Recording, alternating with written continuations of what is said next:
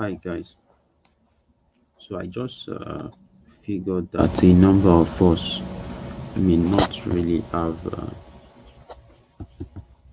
personal computer system that has enough resources to allow spin up a VM on it, so as to go through some of the tasks we completed in the last session.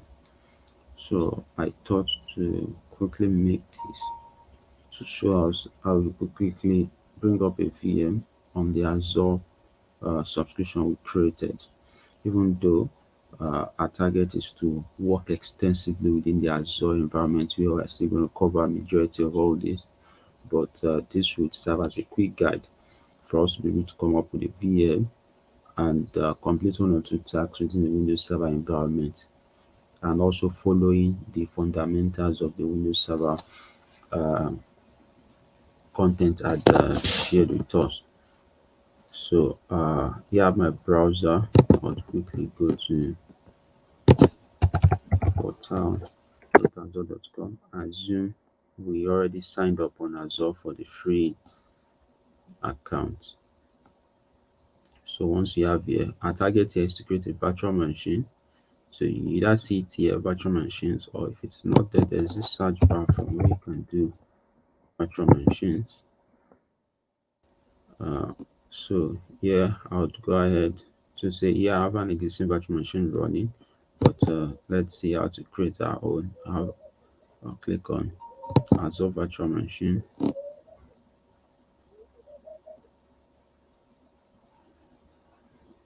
So I have this page. From here, your subscription, you leave it as the default.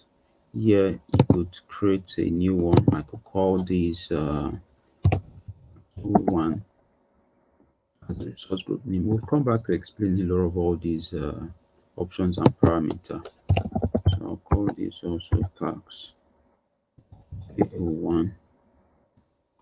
Okay. Here I'll leave this as West Europe.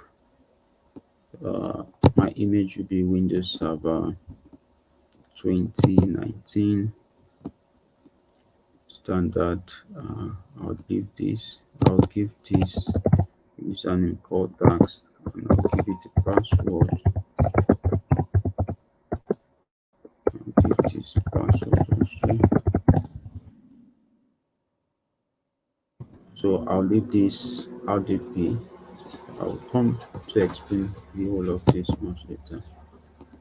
I'll give this also standard HDD. Standard HDD.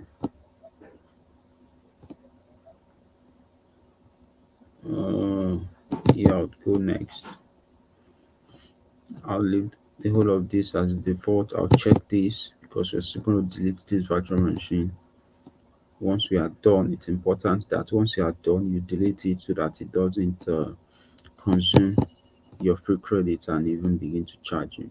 So I'll go next, and I'll just review plus create.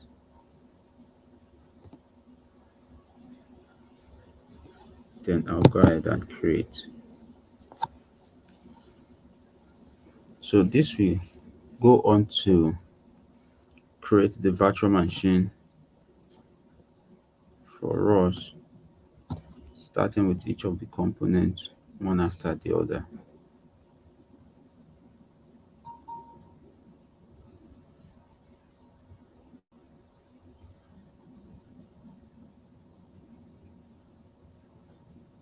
This will take some few minutes.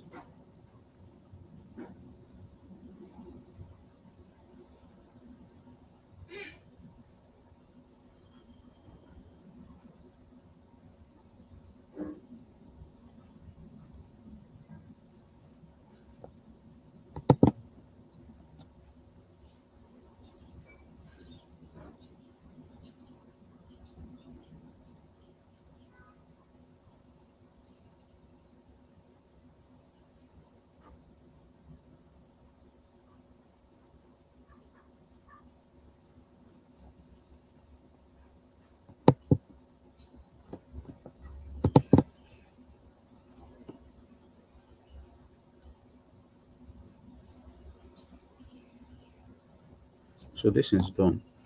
So the next, we go to resources. Click on go to resources. So here we have a virtual machine, and you can see uh, local IP address, and we have public IP address. So the next is to connect it, and so I'm connecting to it via RDP. I'll come here to say download RDP file. Once it's done downloading, I'll open file. I'll click on connect. Then here I have to put the username and the password I specified while creating it. My username was task. I guess it was task 01, do I still remember?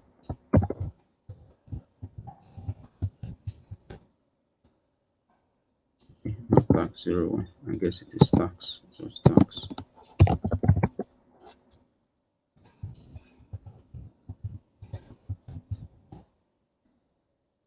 Okay. Click on yes.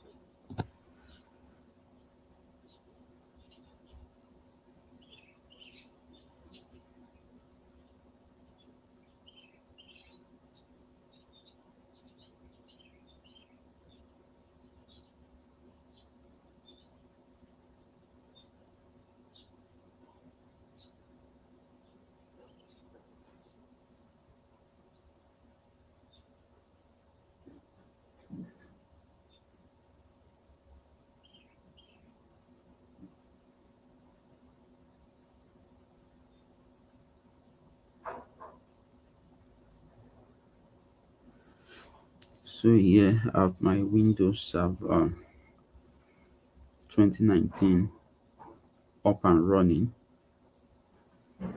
from where I can begin to add roles uh, as required. So for this, I would want you to go ahead to install the web server role, which is IIS on this server. Uh, See if you can also create a basic web page after bringing this up. You could try to access it locally using the local host method, or probably the local host IP address 127.0.0.1. You could try to, what's it called, do that.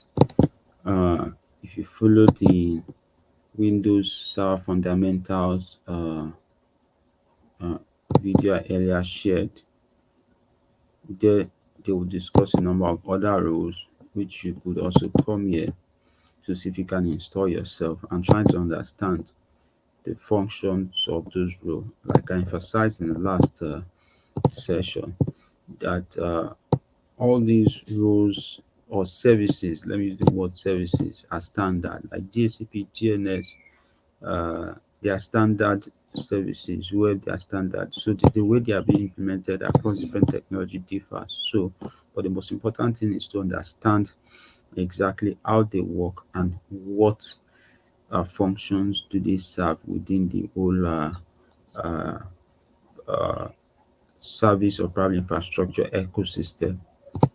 So that helps give us the understanding of those services specifically, maybe within the Windows environment or elsewhere.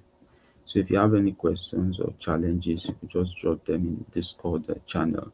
If you are done with yours, it would be nice to share uh, what you've done within the Discord environment. The idea is to collaborate and collectively learn, help others, share challenges, and we'll see how far that can get us. Thanks.